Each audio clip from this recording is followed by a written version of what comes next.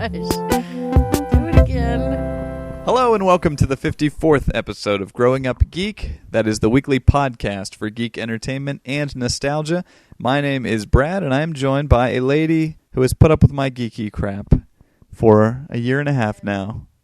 She says forever, my wife Amber. Hello.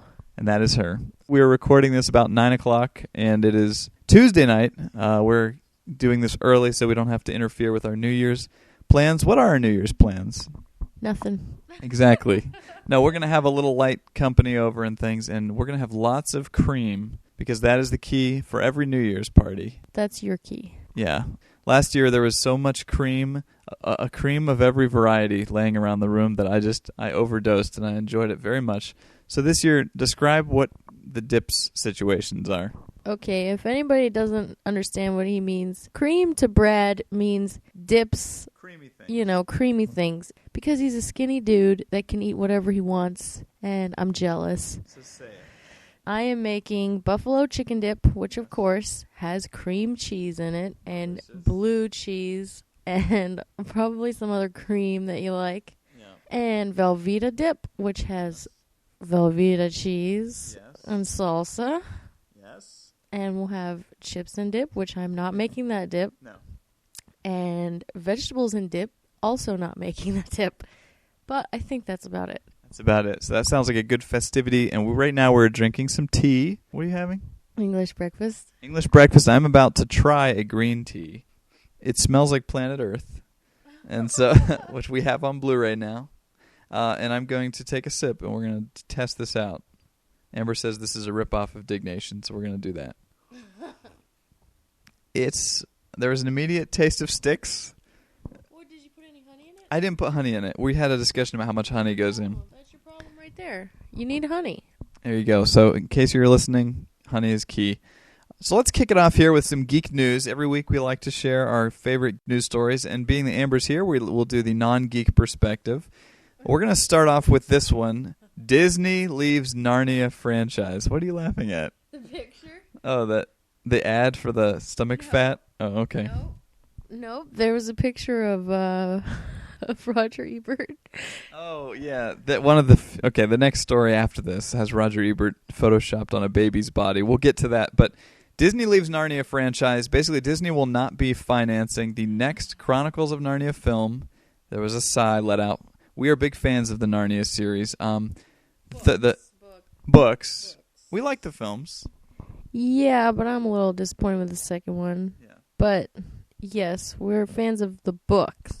Okay, so there we go. And I was surprised to see that the first film actually cost $200 million, which I thought Titanic was the only film to cost that much. Incorrect statement. Go ahead. The second film was $200 million. The first film was $100 and something million. So the second film was more expensive. Which is crazy because that second film, I didn't see that on the screen, where the money went. But anyway, we're big fans of the series. The Voyage of the Dawn Treader is the third film in the Narnia series. The first being Lion, the Witch, and the Wardrobe, and then you had the Prince Caspian movie, which my whole problem with them making Prince Caspian was I know that's not a very strong book compared to some of the other ones, and I was worried that it wouldn't make as much money. And I don't know what's happening in the down economy or something, but obviously they're looking for a new financer to helm that. So I got to say, I really hope that they do, because Voyage of the Dawn Treader is a great book. This article points out that Pirates of the Caribbean actually ripped... Oh, thank you. You're done with that. Pirates of the Caribbean actually ripped off some of the Voyage of the Dawn Treader plot. I guess so, yeah. I didn't really even think about it when I watched the movie, but I guess you could say it does. Yeah, it's about a boat, and it kind of goes to the end of the world, et cetera, et cetera. You fill in the blanks. But I was hoping to see that, and so hopefully they can find a good financer. They said the most obvious choice at this point would be Fox. So Fox, if you're listening, which of course you aren't, we want to see that.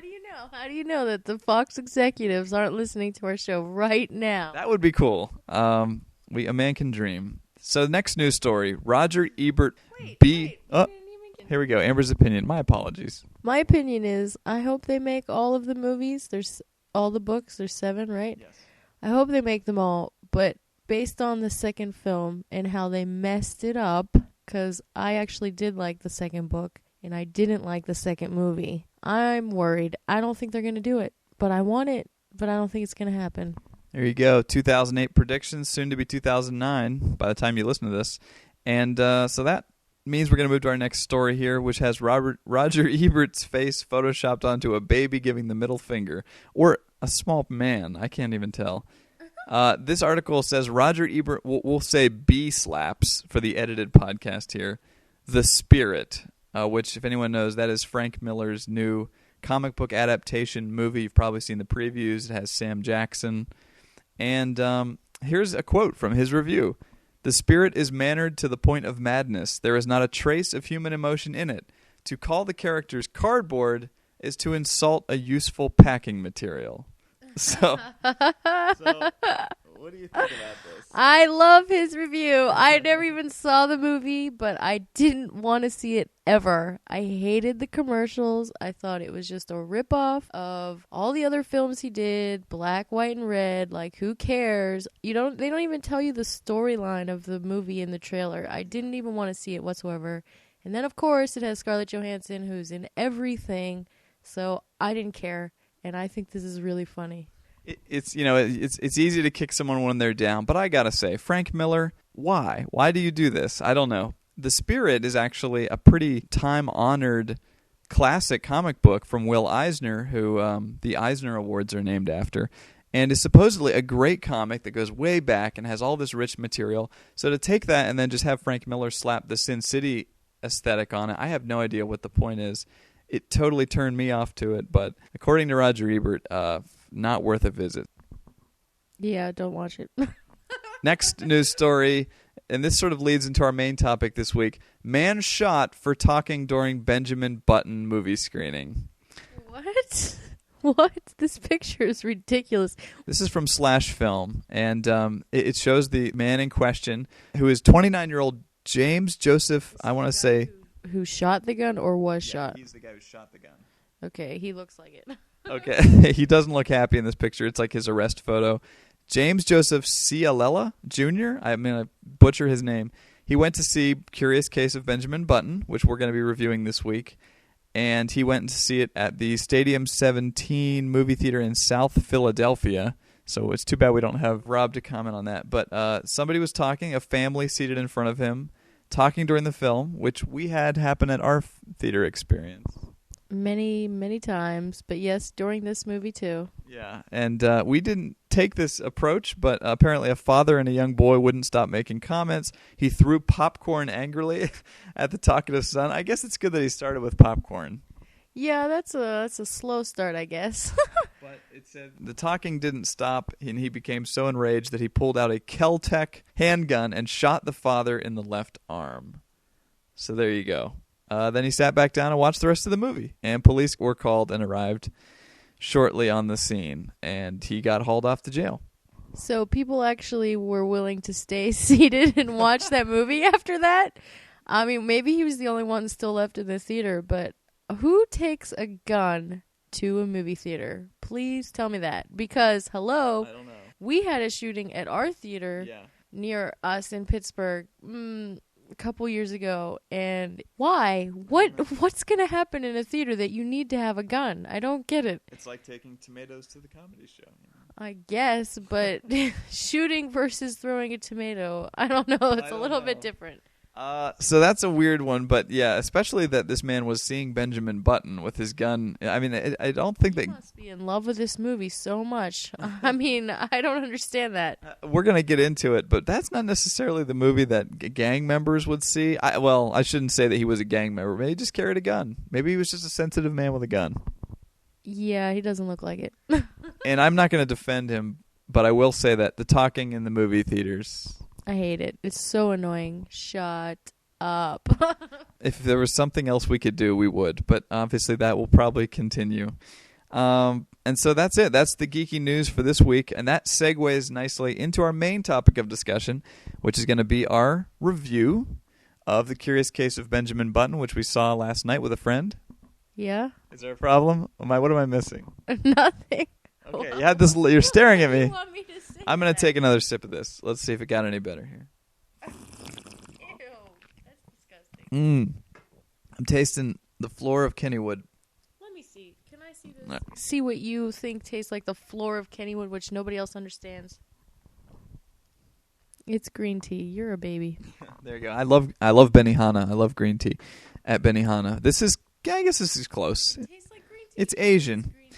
Anyway, The Curious Case of Benjamin Button is a film starring Brad Pitt and Cate Blanchett. It is directed by David Fincher, who, if you remember films like Fight Club and Seven and Alien 3, which is, I think, underrated, then you'll know David Fincher's work. He does darker films. He does stylized films, and this one, he brings some of that style, but it's a different kind of movie than those. It's not dark subject matter.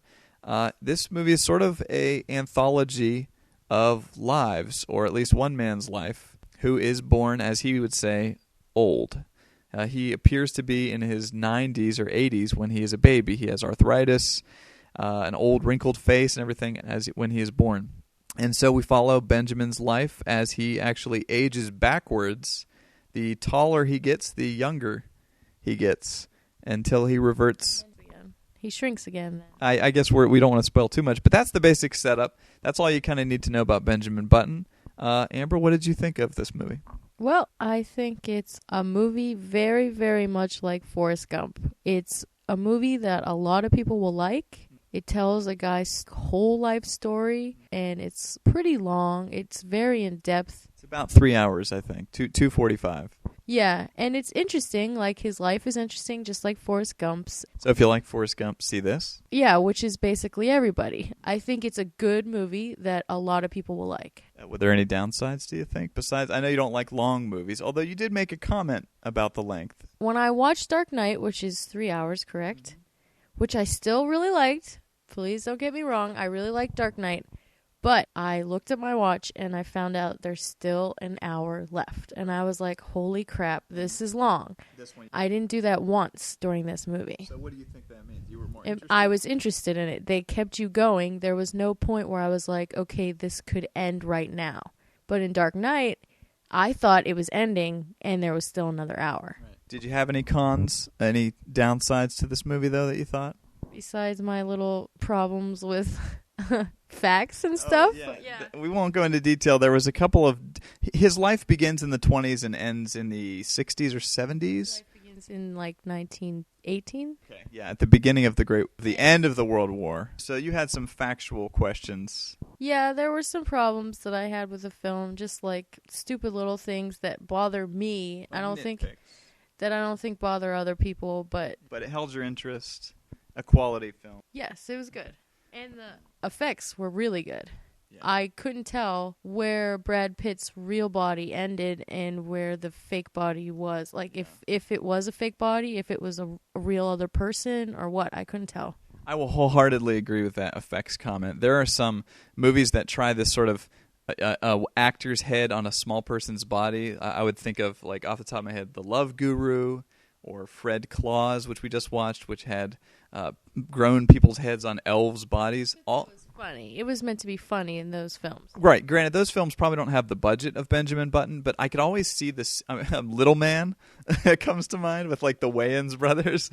All of those films, I could see the seams between the actors' heads and the bodies. But Benjamin Button, whatever they did, the whole thing, I fully believed. And I was even scrutinizing it because, being in graphics, I always like to look at those details. I couldn't see any seams between the characters, so I fully agree. The effects were great. I would agree with you about the Forrest Gump comment. This is a movie that basically deals with an entire life, and it deals with all of the intersecting lives that come into play with Benjamin's. And those stories are interesting. There were some who were more interesting than others, and I will say I would have cut some of them because it is a fairly long film. But almost everybody's story feels real and fleshed out. There's a lot of interesting things. So it's a good, interesting movie. It's a mellow movie. This isn't the kind of movie that, is action-packed. There are a few action sequences, but it's mostly a very kind of poetic, flowing movie. My only real downside, I would say, is that there's not a whole lot of message that comes out of this film. You're watching a man's life. He is aging backwards. That seems like it's ripe for something he would learn by that.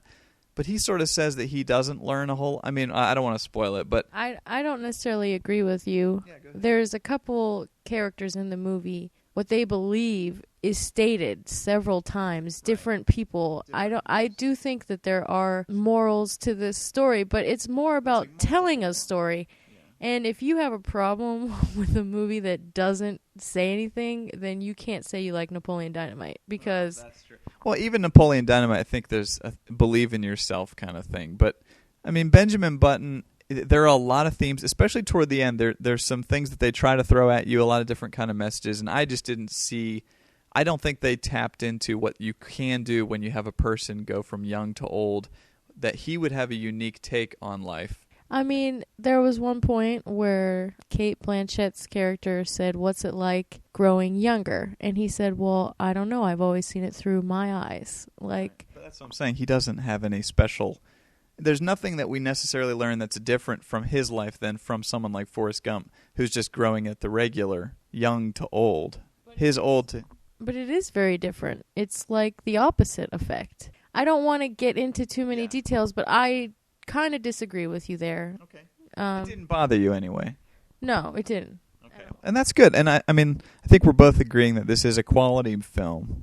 I would recommend it at a leisurely pace. Put it on maybe at home on home video and kind of kick back with your tea, your green tea, or whatever, and kind of enjoy this nice story because I think it overall played out. And it was very well made. Everybody did a great job in it, and David Fincher's his directing. He did some very cool techniques, especially toward the beginning. Yeah. The only thing I have problems with are just like simple things like Brad Pitt's character is supposed to look 50. He really looks 30. I mean, like things like that. But what I knew was really going to be the hard part was when he has to look younger. And they did a very good job. Very good job. I could tell that they added some kind of puffy skin underneath his eyebrows. I noticed it because they made his eyes look younger that way. Was it makeup or was it CG? No, I think it was like makeup, fake flesh underneath his eyebrows to make his eyes look younger so they weren't as sunken in, which I don't even think his eyes are sunken in, but... Well, he has bags under... He has lines, No,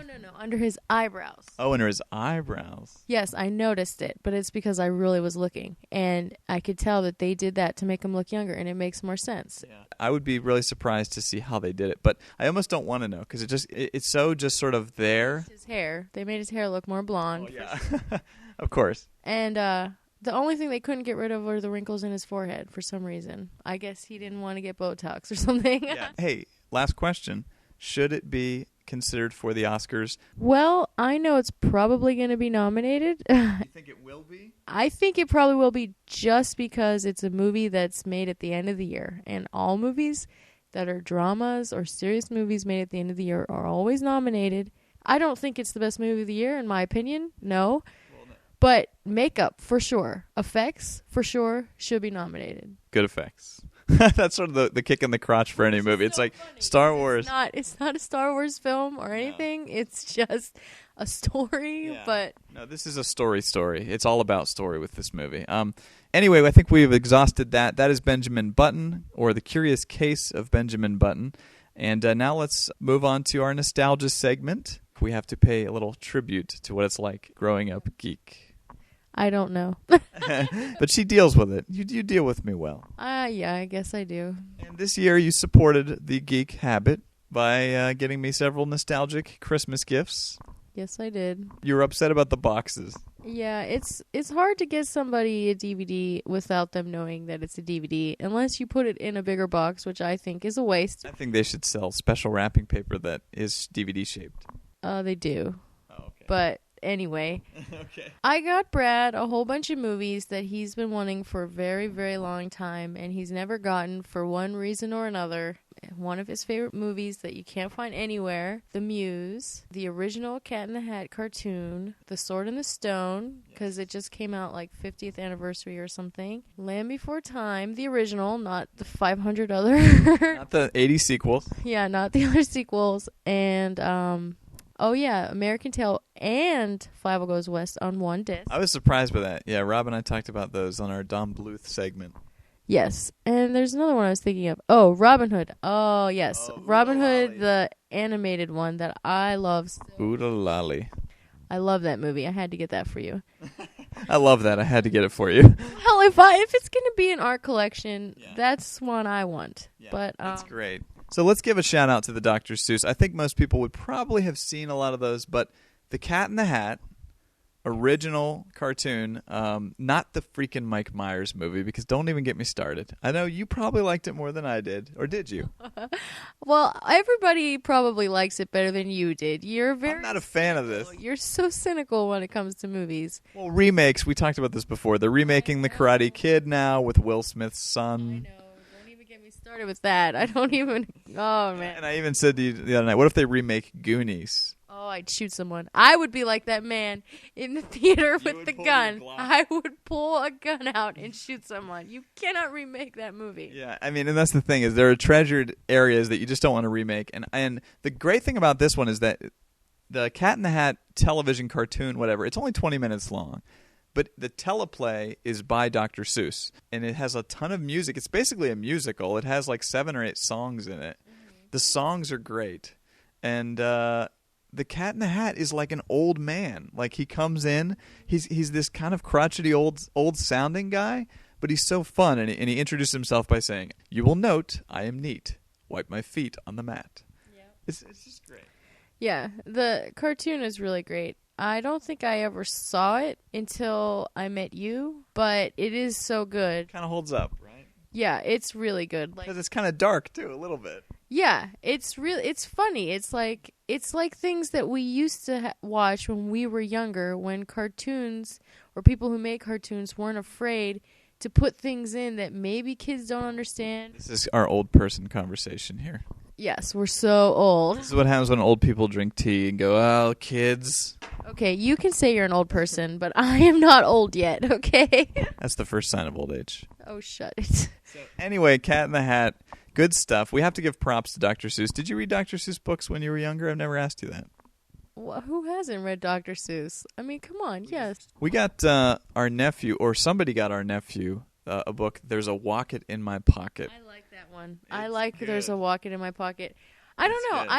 In my opinion, like, all Dr. Seuss books, they're all equal in my mind. Like, I don't think any of them are better than any others, and I think they're all great. Of course, his famous thing. All the Places You'll Go. I like that one. We actually have that in our bathroom by the toilet. Yeah, I was given that for a graduation gift, which is a great graduation gift. Yeah. That Wocket in My Pocket is awesome. It's like, there's a Zamp beneath my lamp. Yeah. Like, every single thing in his house has some freaky creature in it. And they all look crazy, and he makes them all up just to rhyme with whatever that thing in the room is. He was a genius. Dr. Seuss, his real name is Theodore Seuss Geisel. But he had the easiest job ever, because he basically made up, if I can't rhyme it, I'm going to make up an animal that goes with it. It's awesome. He just takes a word and then gets rid of the first letter and replaces it with another letter, and there you go. So we have to talk real quick, Calculatus Eliminatus. Yes, this is Calculatus Eliminatus. It's a great... It's the best thing that you got. Yeah, exactly. It's the best thing that you got. The way to find out where a thing is to find out where it's not. And I love this scene in the cartoon because they go around the house and he says, "It isn't here, we'll mark this X. It isn't there, we'll mark this Y. It isn't underneath the apple. Mark the apple, HKI." There it is. And everything he marks has some abstract, like random number that just comes out of nowhere. It's like a card catalog. Like, you don't understand the numbers really, but the girl says, "It isn't on my knee," and he's like, "Mark the knee 57.23 or whatever." Yeah, and there's another number that's like 2 million or something. Yeah, the fridge is 2,000,001 or whatever. I love that. And even the music is really good. I would like to see like some band try to cover some of this stuff, because I think that'd be cool. No, I don't agree. I mean, I like the music. I love the music, but I think it should stay as it is with the guy, the original voice singing it, because that's the best. It is the best. Originals are always the best. Did you hear that, Tim Burton? Quit screwing up our childhood. Oh, Tim Burton, No, Tim Burton made a lot of the great movies of our childhood, but he needs to get his hands off my Willy Wonka. And on that note, we are going to end our show. If you grew up geek like us and you want to send us an email, you can. Our email address is mail@growing-up-geek.com. Are you okay over there? I can't believe you said that. Oh, my God. Okay. I really appreciate your listening to this Scatterbrained show. We will catch you on the flip side. Yeah, sure. Once again, my name is Brad. I'm Ebert. And we'll see you next week.